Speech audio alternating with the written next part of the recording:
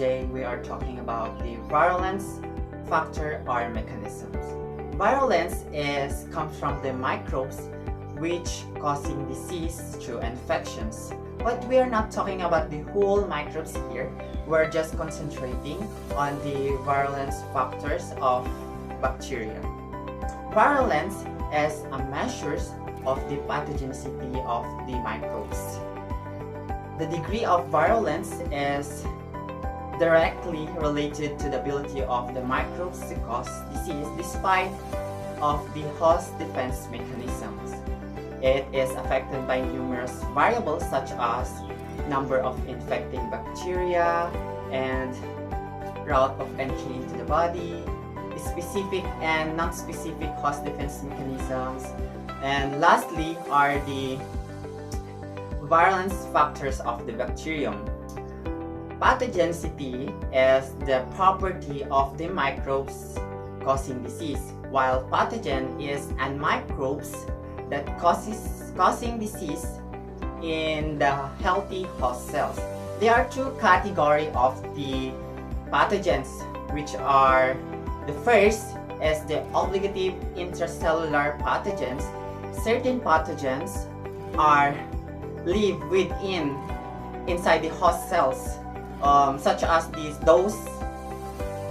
those gram-negative bacteria and the genera Rickettsia and Chlamydia, which those pathogens survive and multiply within the host cells. That's why they are called obligative intracellular pathogens.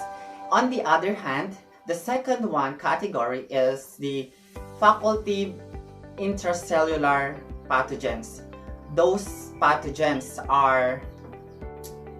survive or live outside or within the host cells, and most of them are grown in the laboratory and on the culture media, which they survive in the phagocytes. Now let's discuss the steps in the pathogenesis of the infectious disease. In general, pathogenesis of the infectious disease involves the following step. First, the entry of the pathogen into the body. The portals of entry includes penetrating of the skin or the mucosal membrane by pathogen, or ingestion or through gastrointestinal tract, or inhalation or through respiratory tract, or introduction of the pathogen into genitourinary tract, or introduction of pathogen directly to the blood through blood transfusion, or use of shared needles by the intravenous drug abusers. The second step is the attachment of the pathogen in some tissues within the body. And the third step is the multiplications of the pathogen in one location in the body that causing localized infections. And the fourth step is the invasion or the spread of pathogen in the body. And the fifth step is the evasion of the host defenses. And lastly is the host cell damage or damage of host cells that can even cause of death in the patients. It's really important to understand that not all infectious disease involves the following steps that I've mentioned. For example, once ingestion, some exotoxin producing intestinal pathogen cause disease without adhering the intestinal wall or evading the tissues. Let's recap the steps. First is the entry of the pathogen, and next is the attachment of the pathogen, and the next is the multiplication of the pathogen, and the next is the invasion or the spread of pathogen, and the fifth one is the evasion of host defenses, and the last one is the damage of host cells. So, what are those bacterial virulence factor or mechanism that we are talking about? Here, those are the bacterial virulence factor, and it includes the capsule, membrane, or the pili and the flagella, and the exoenzyme. It includes the necrotizing enzyme, hyaluronidase enzyme, coagulase enzyme, kinase enzyme, and hemolysin enzyme, and those lastly is the cytinase enzyme. And another is the toxins, the exotoxins and the endotoxins. And under the exotoxin is the enterotoxins and erythrogenic toxins, diphtheria toxins, and the neurotoxins. And today I will just discuss the bacterial structure, and they are the capsule, membrane, and the flagella.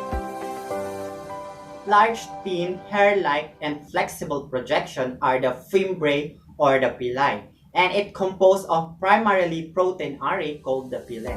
The virulence factor of fimbriae are known because it allows the bacteria to adhere to surface, including the different tissues within the human body. For example, the fimbriated strain of N. gonorrhoeae are allowed to anchor themselves in the inner wall of urethra and cause urethritis, while the unfimbriated or unpileated strain of N. gonorrhoeae are flushed out by urination and will not cause urethritis. Bacterial capsule is considered as virulence factor because it serves as protection of the encapsulated bacteria from phagocytes, and while the non-capsulated bacteria is killed or phagocytized. The virulence factor of flagella is known because it serves as the bacteria to easily invade the areas of the body which the non-flagellated bacteria will not reach. It's difficult for the phagocytes to catch the moving object or moving target. My partner will discuss the other virulence factor or mechanism of bacteria. But now, let's recap the virulence. Virulent strains are capable of causing disease while the avirulents are not. For example, the toxigenic strain of bacterium, Corynebacterium diphtheriae, or the strains that produce diphtheria toxin are virulent while the non-toxigenic are not. Encapsulated bacteria S. pneumoniae are capable of causing disease, while the non-capsulated strain of S. pneumoniae are not. Pileated strain of bacteria are capable of causing disease, while the non-pileated are not. Thus, pileated strain is virulent while the non-pileated is avirulent.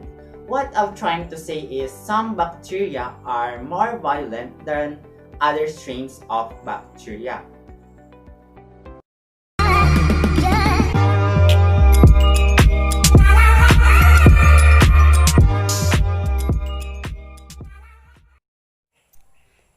Hi, I'm Marlene Mika, and I'm going to continue the topic about microbial virulence factors and mechanisms. So, aside from the bacterial structures such as fimbriae or pili, flagella, and capsule, another important virulence factors are the exoenzymes and toxins. So, in exoenzymes, this includes the necrotizing enzymes, coagulase, kinases, hyaluronidase, collagenase, hemolysins, and lecithinase.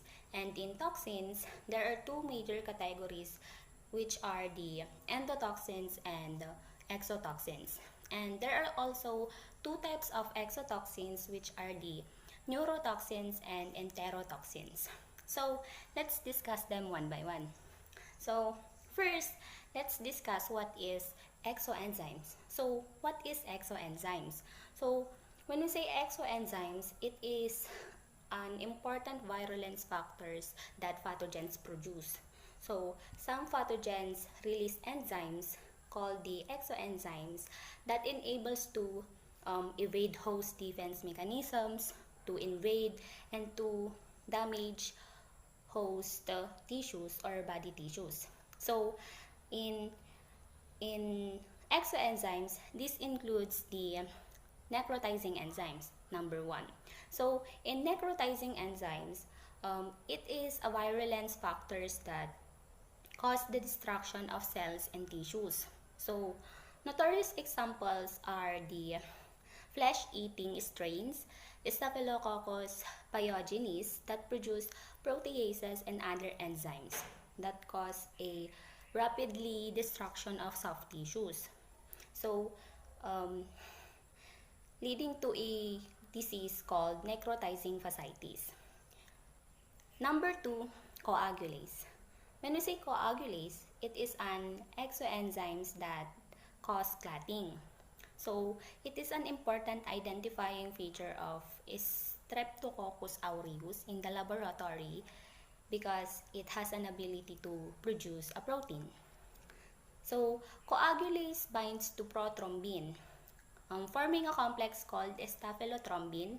So, the protease activity of this thrombin is activated on this complex, causing a conversion of fibrinogen to fibrin.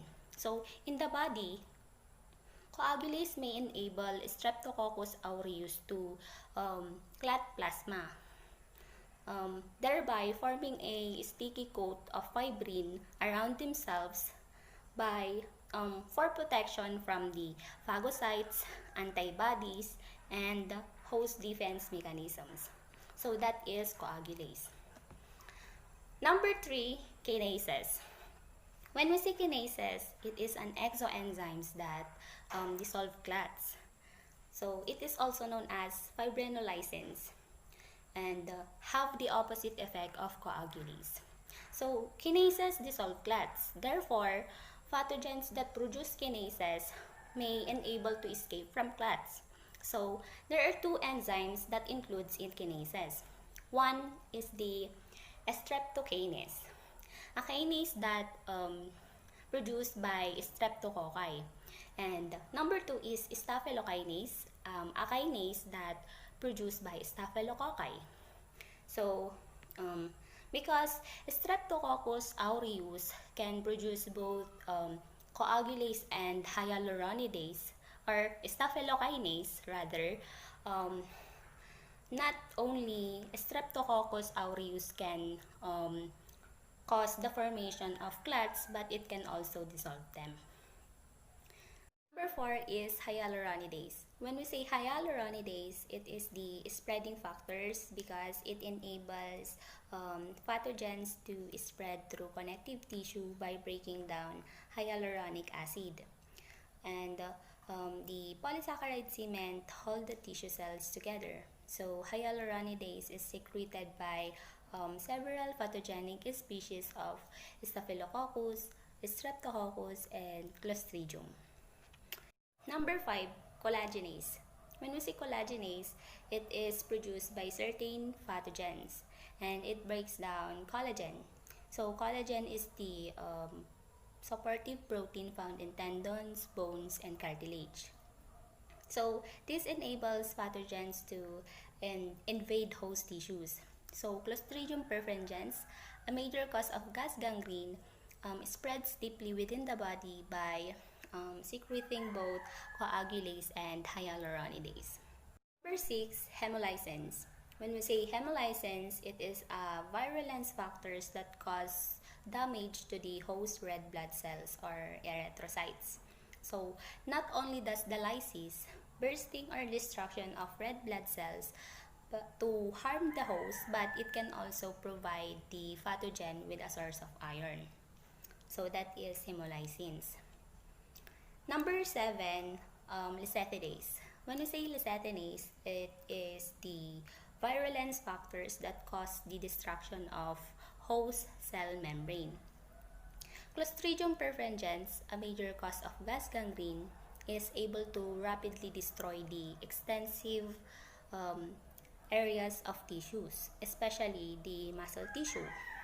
So, one of the enzymes produced by Clostridium perfringens is lecithinase. It breaks down phospholipids, collectively referred to as lecithin. So this enzyme is destructive to the cell membrane of red blood cells and to the other tissues. So let's move on to the another important virulence factors, which is the toxins. So, what is toxins? When we say toxins, it is the ability of pathogen to damage host tissues and can cause disease.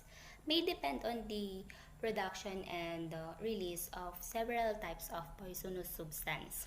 So there are two major categories of toxins. Number one is the endotoxin.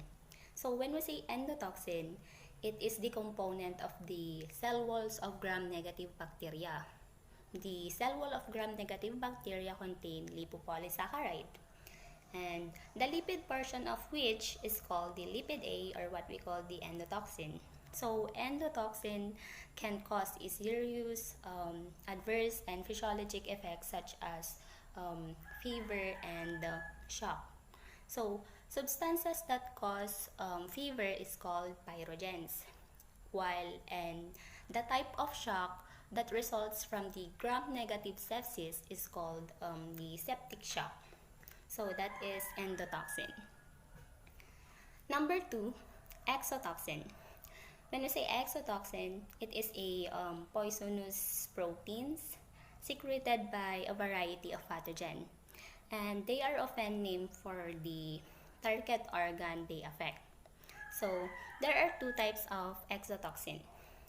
Number one is neurotoxin. So what is neurotoxins? So when we say neurotoxins, it is an exotoxins that adversely affect the central nervous system. So Clostridium tetani and Clostridium botulinum, tetanoplasmin, and botulinal toxin can cause tetano and botulism. So in tetanoplasmin, it affects the control of nerve transmission, leading to a spastic, a type of rigid paralysis in which patients' muscles are contracted. And in botulinal toxin, it also blocks nerve impulse, but by a different mechanisms, leading to a generalized flaccid type of paralysis in which patients' muscles are relaxed. So that is neurotoxin. Number two is enterotoxins. So what is enterotoxins? So when we say enterotoxins, it affects the gastrointestinal tract, often causing diarrhea and sometimes vomiting. So examples of pathogenic bacterial produced by enterotoxins are the serotypes of E. coli, Bacillus cereus, Clostridium perfringens, Clostridium difficile, and many more. So in addition to the releasing of enterotoxin, or called the toxin A, Clostridium difficile produces cytotoxin, or what we call the toxin B, to damage the lining of colon, leading to a condition called the pseudomembranous colitis.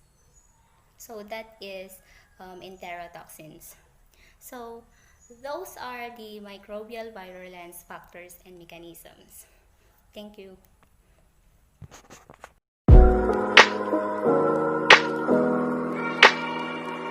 Ladies and gentlemen, good day. I am Jessica Canindin from Group 4, and I am going to discuss about multi-drug resistant bacteria.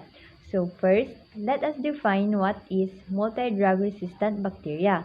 So they are bacterium that are resistant to one or more antibiotic.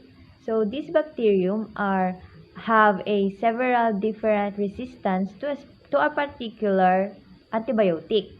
That means that those bacteria are not easily eliminated by a specific antibiotic.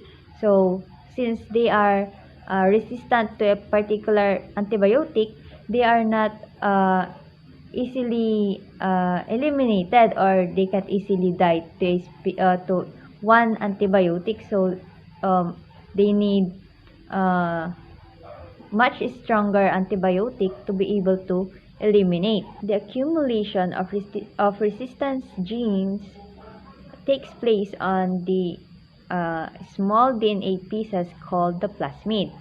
So the possibilities of a single resistant bacteria to become a multi-drug resistant bacteria is through the process of what do we call cross resistance. So what is cross resistance? Cross resistance is the process wherein a single resistant bacteria can become a multi-drug resistant bacteria, wherein uh, bacteria will going to pump out the antibiotic out of the cell, wherein or which can lead to the antibiotic to become ineffective for the cell. It's because the cell cannot absorb the antibiotic. So since it pumps out by the antibiotic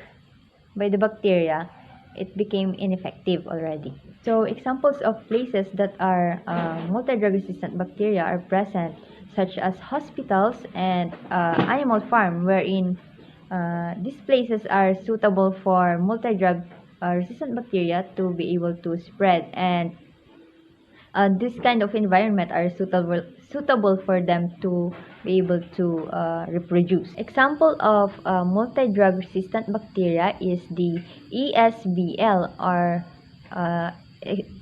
extended spectrum beta lactamase, wherein gram-negative bacteria such as E. coli and Klebsiella pneumoniae are produced. These ESBLs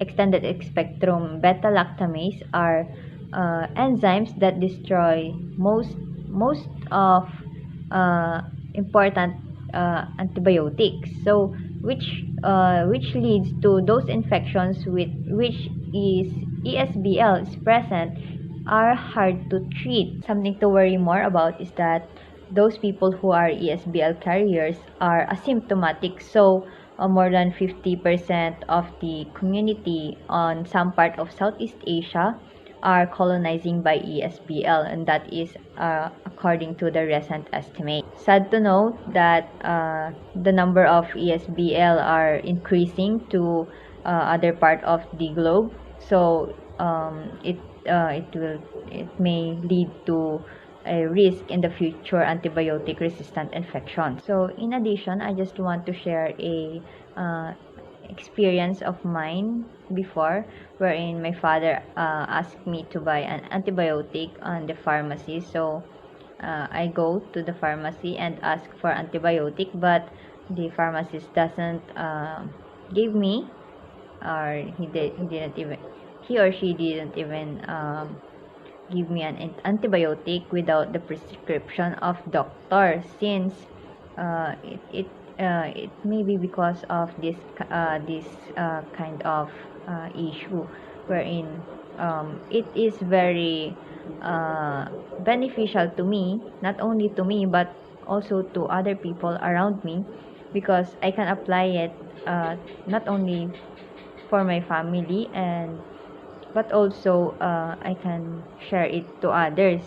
An antibiotic without the prescription of doctor, since it may be because of this kind of issue, wherein it is very beneficial to me, not only to me but also to other people around me, because I can apply it not only for my family and but also I can share it to others, this kind of experience. Hi, good morning. I am Andrea Dulay. I am biology student. Today, I'll explain to you the multi-drug resistance in bacteria. Multiple drug resistance in bacteria may be generated by one of two mechanisms. First, this bacteria may appropriate multiple genes, each coding for resistance to a single drug within a single cell. This accommodation occurs typically on resistance are plasmids. Chemical mechanism or resistance. It is the first necessary for us to review verified, commonly encountered mechanisms of resistance. Good day everyone, I'm Jonalyn Rivera from Group 4 and I am going to discuss about the development of multi-drugs resistance microbes. So, how a bacteria becomes multi-drug resistant? So, bacteria create a defense strategies called resistant mechanism and do so by using its instruction provided by their own DNA. Bacterium can sometimes share their DNA and make other germs resistant. Example of defense strategies is including bacteria, restricting the access of multiple antibiotics. Most bacteria gets rid of the antibiotic by using pumps in their cell wall to remove antibiotic drug that enters the cell. Bacteria can also destroy the antibiotic by using its enzymes to break down the drugs. Most antibiotics are designed to single out and destroy bacteria. However, they can change the antibiotic's target and will no longer fit and attach to the cell wall. For example, E. coli. Bacteria with the MCR1 gene can add a compound to the outside of a cell wall so that the drug cannot latch onto it. Although drugs that fight bacteria eliminate them, as we use more of the drugs, bacteria find and develop ways to survive, making them resistant to multiple drugs. What causes multi-drug resistance? So, drug resistance can happen through the repetition use of the same drug. Most common one is antibiotic. Although some bacteria will be eliminated, most certainly a group will survive and may develop a stronger resistance to antibiotic. When a bacteria becomes resistant, the antibiotic can no longer affect the bacteria. These bacteria can grow and spread and can cause diseases that are harder to treatment because of the resistance. Bacteria can even spread the resistance to other types of bacteria they met, making them spread rapidly and much more difficult to handle. Many ways to prevent this is learning how antibiotics use and develop for necessary purpose. Treating any bacteria problems is very difficult when antibiotics no longer any effect of the patients to the bacteria multi-drug resistance and strong defense mechanism of the certain bacteria.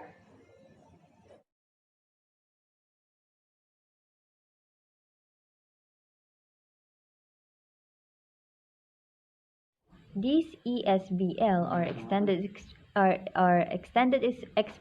spectrum um, Although drugs that fight bacteria Bacteria may be generated. These bacteria